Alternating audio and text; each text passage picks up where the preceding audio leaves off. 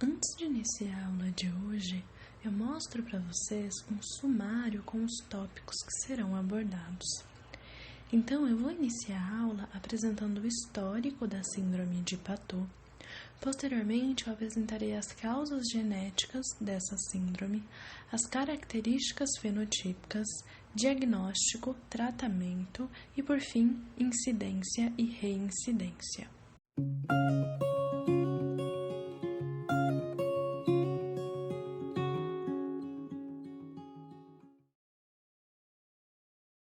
Em relação ao histórico, a síndrome de Patot foi primeiramente descrita no ano de 1956 pelo dinamarquês, médico, matemático e teólogo Thomas Bartholin. Observando características fenotípicas de diversas crianças, Bartholin percebeu que existia um grupo de crianças que apresentavam características fenotípicas comuns, mas que essas características fenotípicas eram diferentes das apresentadas pelas demais crianças. Ou seja, Bartholin fez a primeira descrição clínica da patologia, entretanto, não apontou a sua causa. 4 anos depois, em 1960, o geneticista alemão Klaus Patot observou casos de malformações múltiplas em neonatos. Ou seja, observou que alguns bebês já nasciam apresentando algumas malformações. E, em um estudo simultâneo de diversos neonatos, todos eles apresentando os mesmos tipos de malformações, Patot percebeu que todos esses neonatos eram trissômicos para o cromossomo 13. Ou seja, Patot fez uma descrição clínica da patologia, assim como Bartholin, mas, para além disso, ele também fez uma descrição genética apontando da patologia, que seria então a trissomia do cromossomo 13. Apesar de a primeira descrição ter sido feita por Bartholin, como Patot foi o primeiro a apontar a causa da afecção, a mesma denomina-se síndrome de Patot em sua homenagem. Entretanto, essa síndrome também recebe o nome de síndrome de Bartholin-Patot como forma de homenagear ambos médicos. Então, conforme descrito por Klaus Patot, uma das causas genéticas da síndrome de Patot pode ser a trissomia do cromossomo 13. A trissomia do cromossomo 13 é uma alteração cromossômica do tipo numérica. Uma alteração cromossômica é considerada numérica quando a mudança no número de cromossomos de uma célula, quer para mais, quer para menos. Então, do lado direito da tela, nós temos representada uma célula somática humana normal. O núcleo de uma célula somática humana normal contém 46 cromossomos, sendo que desses 46 cromossomos, 23 são de origem materna, representados pela cor rosa, e 23 de origem paterna, representados pela cor azul. Portanto, uma célula somática normal apresenta cariótipo 2N igual a 46. Conforme já foi dito, na ocorrência de uma alteração cromossômica numérica, esse padrão de 46 cromossomos é perdido, ou seja, a célula passa a apresentar mais do que 46 cromossomos ou menos do que 46 cromossomos em seu núcleo. No caso específico da síndrome de Patot, a alteração cromossômica numérica é do tipo aneuploidia, sendo uma aneuploidia uma alteração no número de cromossomos, entretanto, essa alteração ocorre em parte do conjunto cromossômico da célula. E como acomete somente parte do conjunto cromossômico, há o ganho ou a perda de um cromossomo específico. No caso da síndrome de Patot, essa aneuploidia está relacionada ao ganho de cromossomos e o cromossomo ganhado é o cromossomo 13. Por esse motivo, a gente diz que uma das causas genéticas da síndrome de Patot é a trissomia do cromossomo 13. Esse cromossomo 13 supramérico ou esse cromossomo 13 extra pode ser tanto de origem materna quanto de origem paterna. Na célula representada, o cromossomo 13 extra é de origem paterna. E, como o indivíduo é trissômico para o cromossomo 13, o seu cariótipo apresenta 2N mais 1 igual a 47. Um ponto importante a se considerar é que esse cromossomo 13 supramérico é sempre um cromossomo acrocêntrico. Um cromossomo acrocêntrico é aquele que tem o centrômero localizado próximo a uma das extremidades. No nosso exemplo, o centrômero, representado pela seta preta, está localizado próximo à extremidade superior do cromossomo e, como consequência, esse cromossomo apresenta braços cromossômicos de tamanhos diferentes. Um braço curto, representado pela letra P, e um braço longo, representado pela letra Q. A causa genética de uma alteração cromossômica numérica, no nosso caso, de uma trissomia, é a não disjunção meiótica, sendo que o termo não disjunção designa uma falha na segregação de cromossomos homólogos ou de cromátides irmãs para polos opostos da célula. Do lado esquerdo da tela, nós temos representados um par de cromossomos homólogos 13, estando esse par de cromossomos homólogos duplicado. O cromossomo de cor marrom representa o cromossomo 13 de origem materna e o cromossomo de cor amarela representa o cromossomo 13 de origem paterna. Em um processo de disjunção normal, o par de cromossomos homólogos é separado de tal forma que um dos cromossomos migra para uma célula e o outro cromossomo para outra célula. Entretanto, em uma situação de não disjunção meiótica, ambos cromossomos do par de homólogo migram para uma mesma célula e nenhum cromossomo migra para outra célula, o que, no nosso exemplo, resultaria em uma célula que contém 2 cromossomos 13, ao invés de um cromossomo 13 único, que é o normal, em uma outra célula que não contém nenhum cromossomo 13. No caso específico da síndrome de Patot, a não disjunção cromossômica é válida somente para o cromossomo 13. Então, conforme está demonstrado do lado direito da tela, os outros 22 pares de cromossomos homólogos se disjuntam normalmente. A não disjunção do cromossomo 13 também pode acontecer durante a meiose 2, conforme está representado do lado direito da tela. Nesse caso, a separação dos cromossomos homólogos acontece normalmente com um dos cromossomos do par migrando para uma das células e o outro cromossomo do par migrando para outra célula. Já a disjunção das cromátides irmãs é errônea. Então, nesse caso, é possível ver que a disjunção das cromátides irmãs do cromossomo amarelo, que é o cromossomo paterno, é errônea, de tal forma que as duas cromátides irmãs de um mesmo cromossomo homólogo migram para uma mesma célula e nenhuma cromátide irmã migra para outra célula, ao invés da situação normal em que uma cromátide migra para uma célula e a outra cromátide para outra célula, como está representado na segregação das cromátides irmãs do cromossomo 13 de origem materna. Como consequência dessa não disjunção meiótica, ao final do processo de divisão celular, haverá a formação de 2 células que contêm 2 cromossomos 13 e de 2 células que não contêm nenhum cromossomo 13, ao invés da formação de 4 células contendo cada uma delas um cromossomo 13 único, conforme está representado do lado direito da tela.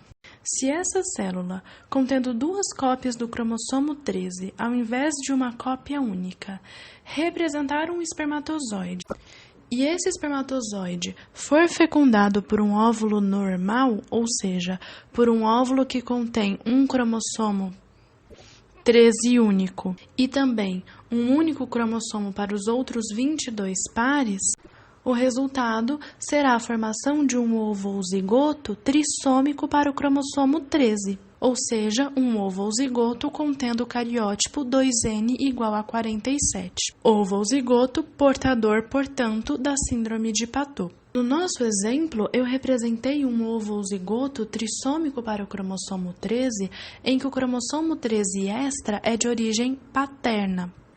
Entretanto, vale ressaltar que também existem casos de síndrome de Patau em que o cromossomo 13 extra é de origem materna. Nesse caso, o óvulo apresenta 2 cópias do cromossomo 13. Esse óvulo é então fecundado por um espermatozoide normal, situação que resultaria então em um ovo zigoto trissômico para o cromossomo 13, apresentando, entretanto, uma única cópia do 13 de origem paterna e 2 cópias do 13 de origem materna.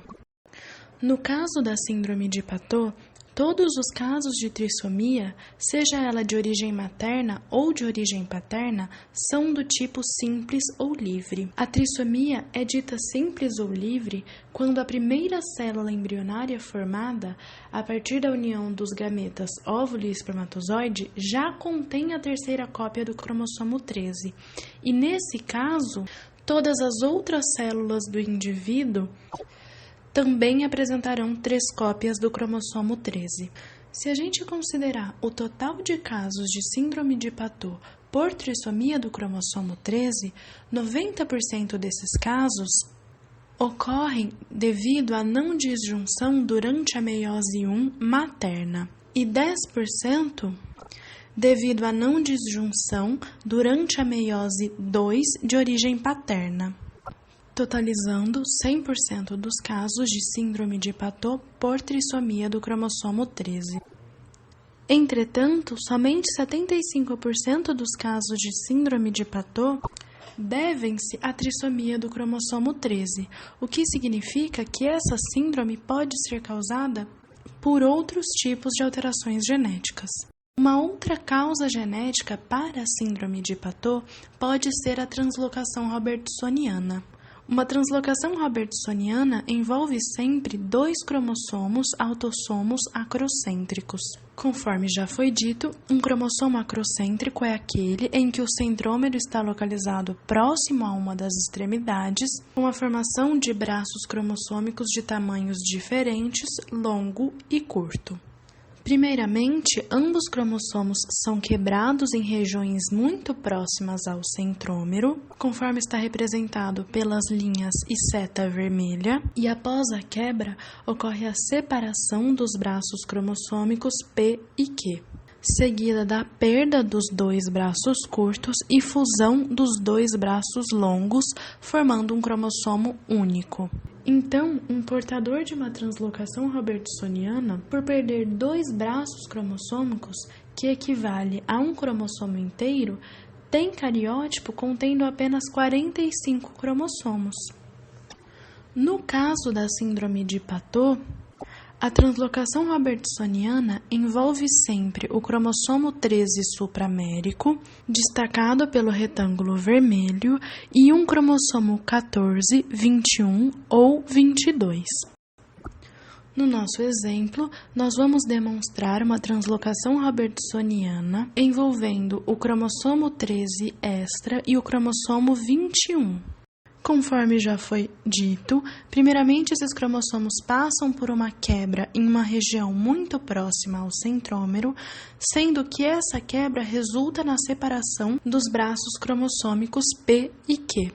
Os braços curtos dos 2 cromossomos são então perdidos e os braços longos se fundem formando um cromossomo único, composto pelo braço longo do cromossomo 13 e, no nosso exemplo, pelo braço longo do cromossomo 21. Mas também existem casos de síndrome de Patau por translocação robertsoniana em que o cromossomo translocado apresenta o braço longo do cromossomo 13 e o braço longo do cromossomo 14, ou o braço longo do cromossomo 13 e o braço longo do cromossomo 22.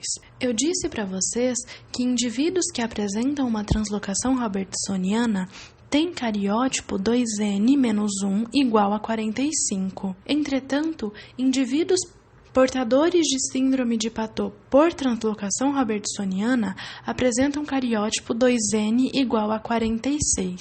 Isso porque esses indivíduos apresentam previamente a essa translocação um cromossomo 13 extra. Então, eles apresentam um cariótipo inicial 2N mais 1 igual a 47, perdem 2 braços cromossômicos, que equivalem a um cromossomo inteiro, e passam a apresentar cariótipo 2N igual a 46. Ou seja, indivíduos portadores de síndrome de Patau por translocação robertsoniana são trissômicos para o braço longo do cromossomo 13, mas não para o cromossomo 13 inteiro. Braço longo do cromossomo 13 paterno, braço longo do cromossomo 13 materno e braço longo do cromossomo 13 extra, que na verdade compõem o cromossomo translocado. Aproximadamente 20% dos casos de síndrome de Patau são devido à translocação robertsoniana. Entretanto, a literatura também relata casos de pacientes com síndrome de Patau que são mosaicos de 2 populações de células.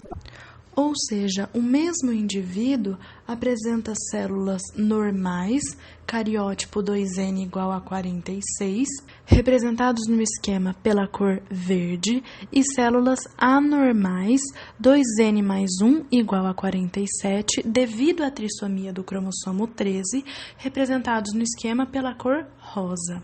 Um indivíduo será mosaico para a síndrome de Patau se a adição da terceira cópia do cromossomo 13 ocorrer em fases mais adiantadas do desenvolvimento ou divisão embrionária.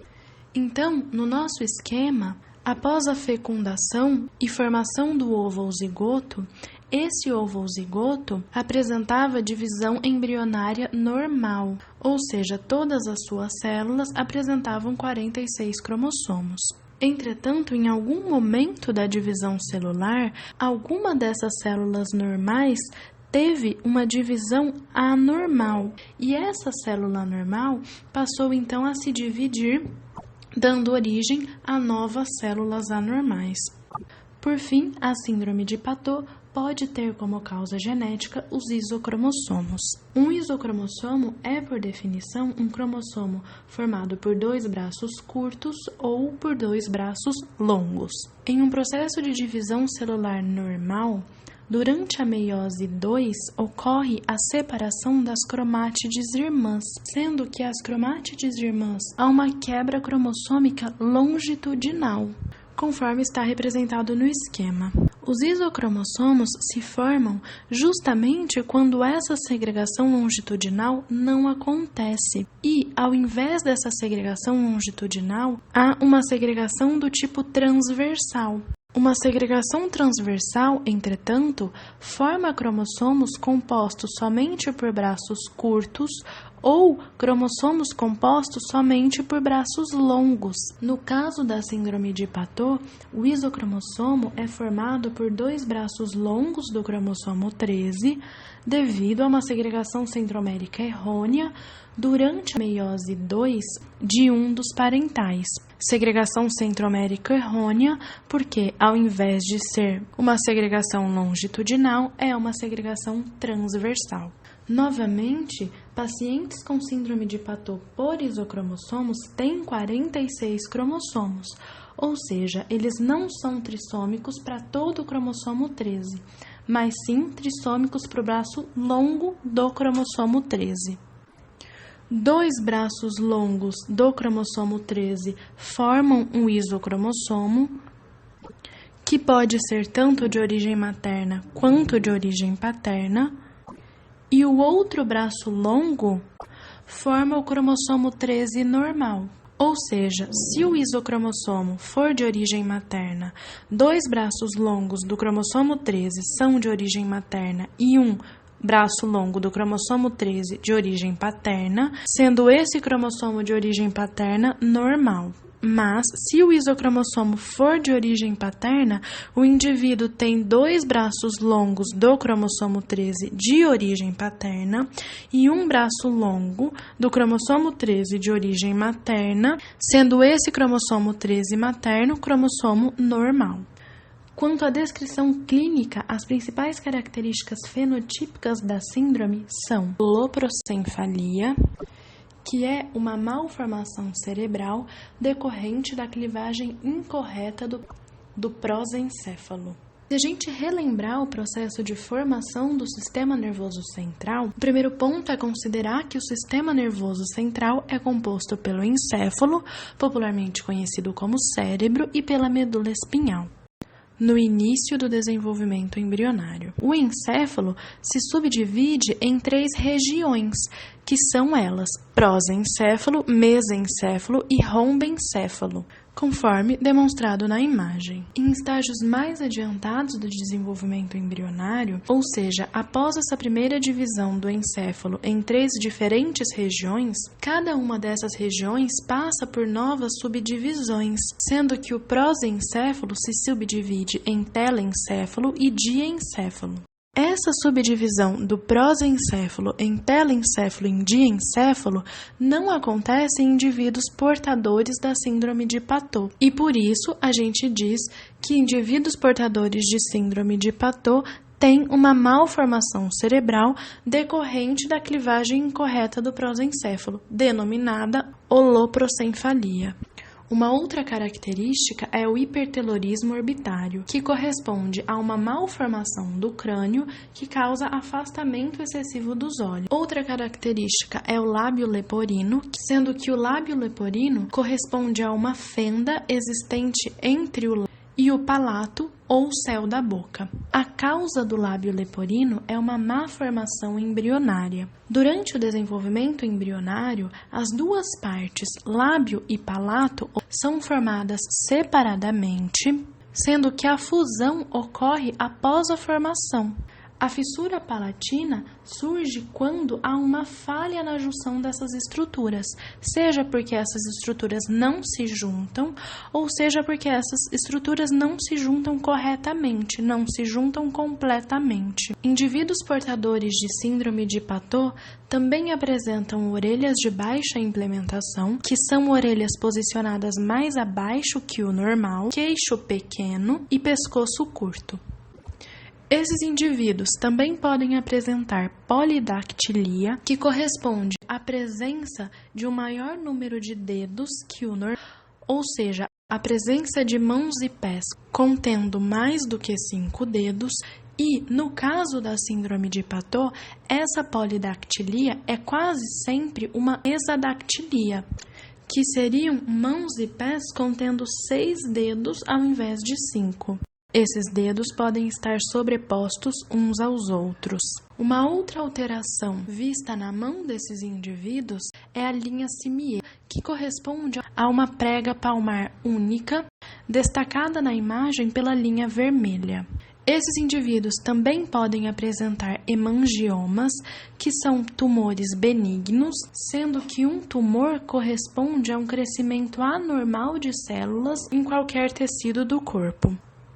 Outra característica são as malformações, principalmente cardíacas e urogenitais, sendo as principais malformações urogenitais a criptorquia, situação que acontece quando um ou ambos testículos não completam a descida normal até o escroto, a genitália ambígua, situação que acontece quando os órgãos genitais não são bem formados, não sendo claramente femininos ou masculinos, e também a genitália feminina dupla. E, por fim, distância intermamilar grande, que seria uma distância entre os mamilos maior do que o normal. Então, conforme descrito, existe um conjunto de sinais e sintomas que ocorrem ao mesmo tempo e que são característicos da patologia, e justamente por isso, ou seja, justamente por existir um conjunto de sinais e sintomas, é que a mesma denomina-se síndrome e não doença.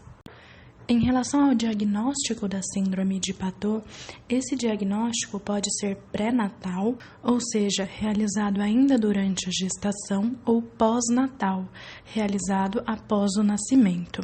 A primeira desconfiança de que o feto seja portador da síndrome acontece durante o ultrassom morfológico, realizado no primeiro trimestre gestacional, normalmente entre a 11ª e 14ª semanas. No procedimento é medida a translucência nucal, ou seja, é medido o tamanho de determinada região da nuca do feto.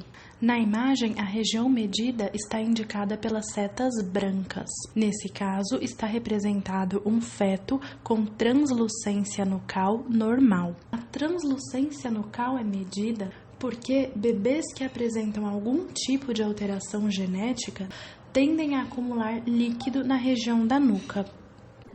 Ou seja, bebês que apresentam translucência nucal igual ou superior a 2,5 milímetros podem apresentar alguma síndrome genética. Dentre elas, a síndrome de Patau. Na imagem, nós temos a representação de um feto com translucência nucal anormal, estando essa região indicada pelas setas brancas.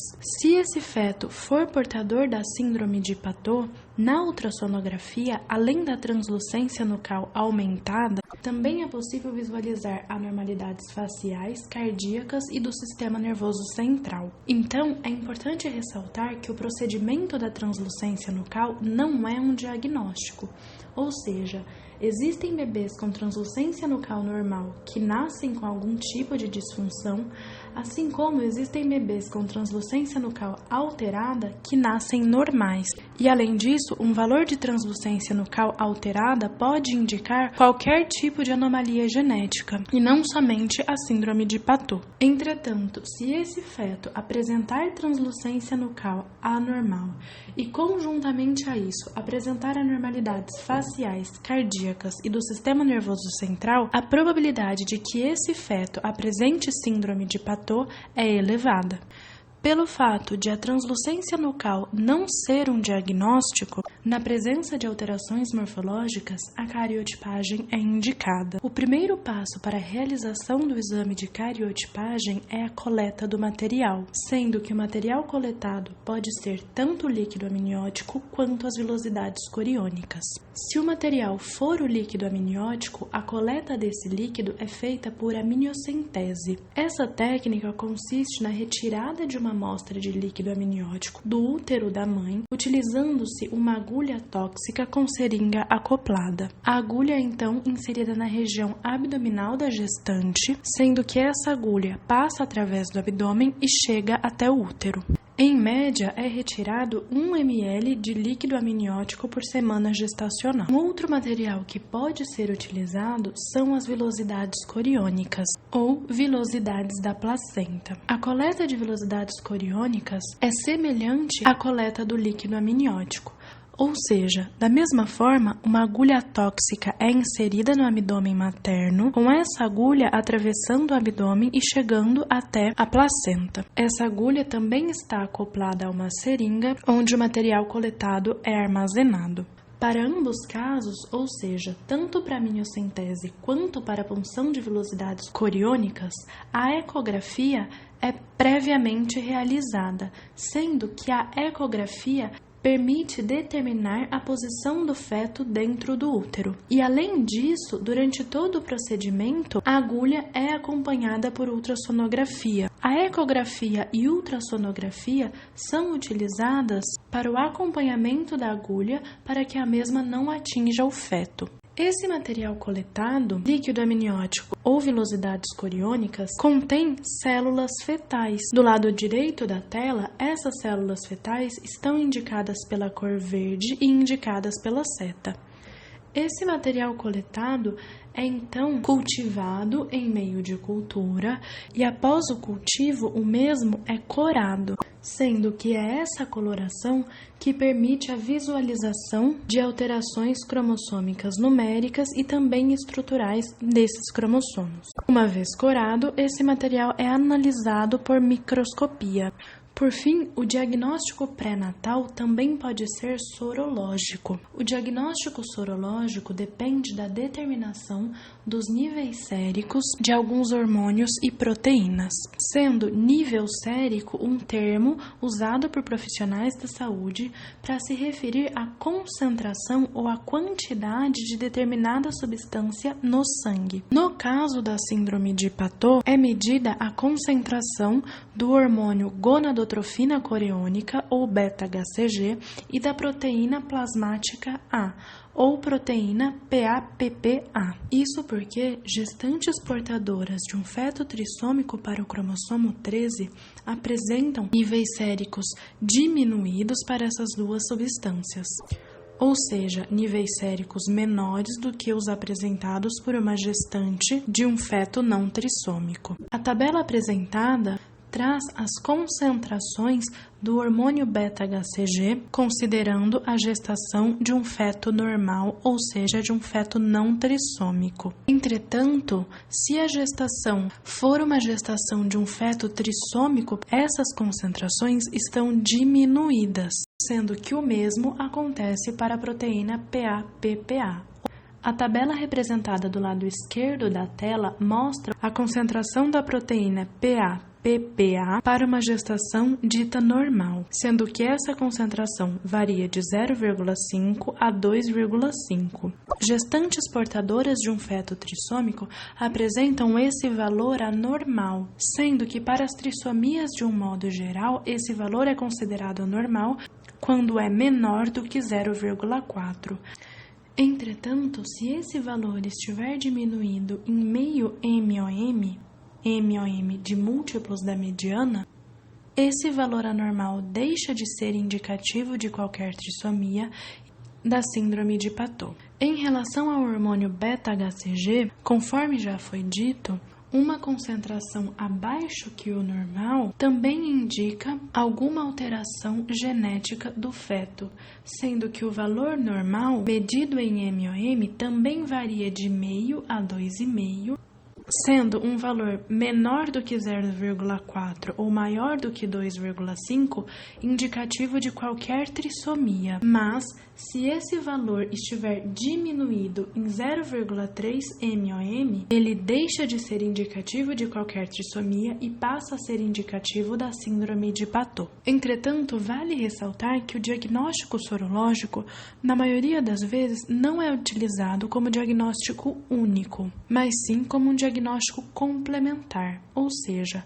uma vez que a ultrassonografia apresenta translucência nucal anormal, o diagnóstico sorológico é feito, servindo como mais uma comprovação de que esse feto provavelmente apresente síndrome de Patot. Por fim, o diagnóstico pode ser pós-natal, sendo esse diagnóstico clínico pela identificação de marcas fenotípicas clássicas da patologia, sendo que essas marcas fenotípicas já foram descritas nessa videoaula. Quanto mais marcas fenotípicas forem identificadas, maior será a segurança do diagnóstico clínico. Entretanto, não necessariamente todos os portadores da síndrome apresentarão todos os sintomas, mas esses são sintomas que já foram descritos em pacientes com síndrome de Patot. Um adendo importante que a síndrome de Patot apresenta alta taxa de mortalidade intrauterina. Por conta disso, a maioria dos diagnósticos é feita ainda durante o período gestacional, uma vez que a maioria dos fetos trissômicos para o cromossomo 13 são abortados, tornando impossível a realização do diagnóstico pós-natal. Em relação ao tratamento, a síndrome de Patot apresenta tratamento inespecífico, uma vez que a maioria dos bebês com essa condição não chegam a termo. Entretanto, os que sobrevivem passam por cirurgias cardíacas e cirurgia de correção do palato fendido e, para além disso, o tratamento baseia-se nos cuidados paliativos.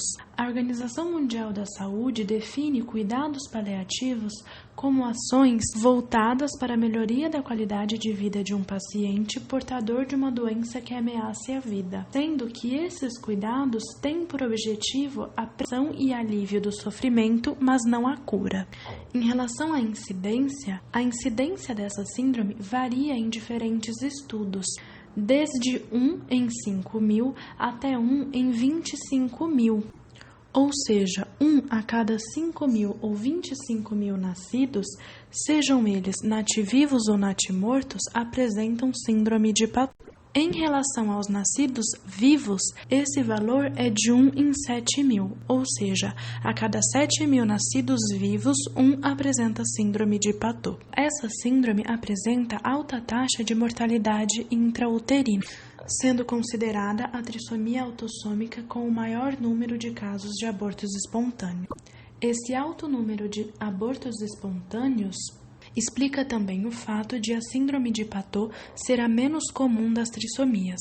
Do total de fetos trissômicos para o cromossomo 13, 95% deles morrem ainda durante o período gestacional, sendo que do total de mortes intrauterinas, 95% delas são consideradas mortes precoces, ou seja, a interrupção da gestação acontece durante o primeiro trimestre gestacional, e 5% delas são consideradas interrupções não precoces, ou seja, o feto sobrevive até o segundo trimestre gestacional, sendo a gestação interrompida nesse segundo trimestre. Para a porcentagem de fetos que sobrevivem, ou seja, para os nativivos trissômicos para o cromossomo 13, esses nativivos apresentam expectativa de vida muito baixa. Se considerarmos o número total de sobreviventes, 45% deles morrem antes de completar um mês de vida, sendo que dos 55% que sobrevivem ao primeiro mês, 90% deles falecem antes dos 6 meses.